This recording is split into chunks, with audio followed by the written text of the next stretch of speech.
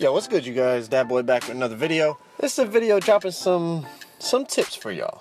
Some tips on the Pro-Am side of the game, because the Pro-Am side is a little different than the Park.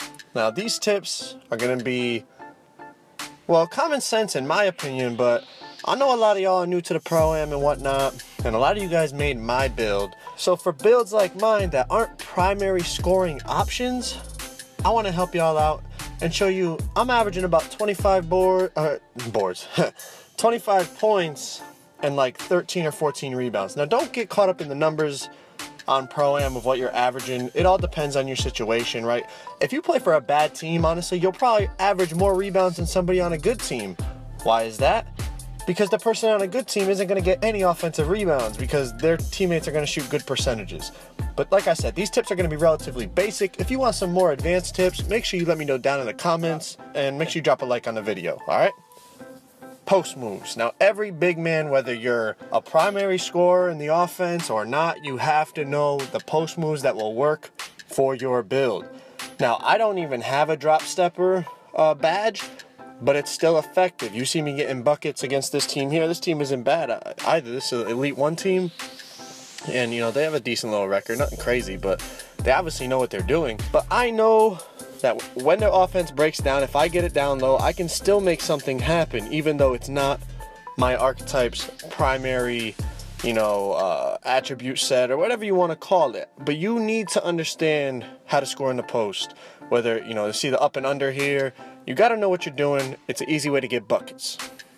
The next way you can score, getting position for offensive rebounds not only allows you to get your board count up, help your team out to get extra shots, but you'll get buckets yourself. You see I cut here and I don't get it, but I still maintain that position, so I get the box out and get the easy rebound. Even when you're rolling or you're cutting to the hoop, make sure you get that box out. You'll get the board a lot of the time, especially with a Hall of Fame hustle rebounder like this. Another easy way to get buckets without being the primary focal point of the offense. Inside position, not only useful for rebounds, but you can get easy buckets. Look at here on the inbounds.